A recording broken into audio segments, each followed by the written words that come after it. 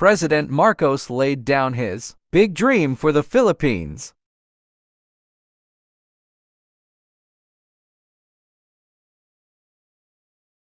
President Ferdinand Marcos Jr. on Monday promised to aggressively grow the Philippines' economy to slash the poverty rate to single digits, but steered clear of controversial topics such as the maritime dispute with China, corruption, human rights, and the legacy of his dictator father. In his first State of the Nation address before a joint session of Congress, Marcos said his administration would aim for a 6.5% to 8% annual gross domestic product growth from 2023 through 2028, forecasting that the poverty rate would fall in the period to 9% from the current 23.7%. Marcos said in his speech he expects growth of 6.5 to 7.5 this year, with Filipinos reeling from higher commodity prices, fears of food shortages. Marcos promised subsidies to farmer, a network of farm-to-market roads, and the use of in-notion as part of ambitious reform for the agriculture sector. We will strengthen the value chain from farmers to consumers, said Marcos, who concurrently the agriculture chief.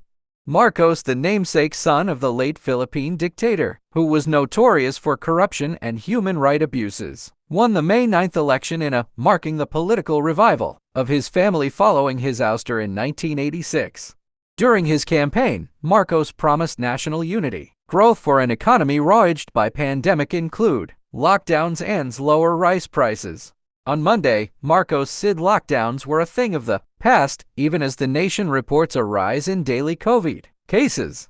We can no longer afford another lockdown, Marcos said. He said the Philippines will roll out vaccine booster shot and build its own vaccine institute and center for disease control and prevention. Marcos said his government will include a public-private partnership in his infrastructure game plan. He added he would pursue a dozen train project worth 1.9 trillion pesos that are under various stage of implementation.